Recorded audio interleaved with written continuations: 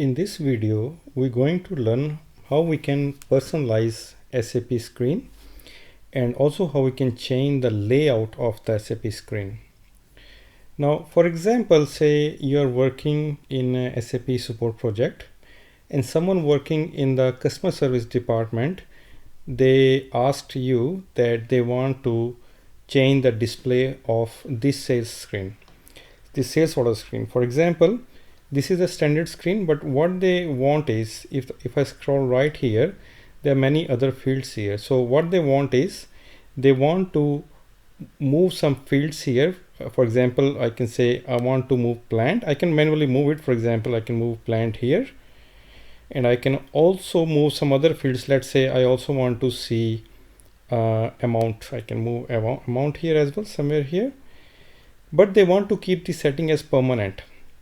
Also, they would like to rearrange the width. For example, here this is too wide. I can make it shorter like this. But this is a one-off setting I can do. But how do I save it permanently for my user specific setting? So this is one example, but also you can it can be done in the other SAP screen. For example, this is a purchase order screen. So you can also move the hidden fields on the right hand side to the left and display them permanently for a user. And so there are so many other screen. For example, this is the bill of material screen, CS02 transaction, and there are many others. So let me show you how do we do this. So here you can see I have rearranged some of the fields here. I moved plant here, I moved amount here. I've also rearranged the width of the material, and probably I can do one more here. I can make this one shorter as well. All right, now I want to change this permanently or make it default setting for a user. So what you need to do is to click on this little icon on the corner. You will see configuration. So when I click on it, then whatever setting you have done so far, you can give it a name, like a variant name. So I will call it my setting, for example. You can have more than one setting as well. And now I can click on create. Right. So once it's created, here you can see the current setting is my setting. I can have more than one setting, and all those settings will display here under the drop down. But for now, let's keep only one.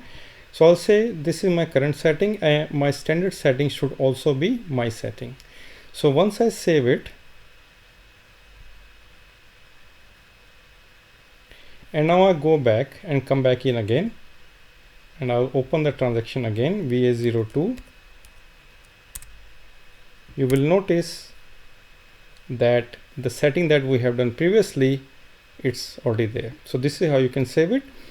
Also, if you want to change it or delete it, it's very easy. Go back to the same configuration screen, and if you want to delete it, it's very easy. Search for the variant name, for example, my setting.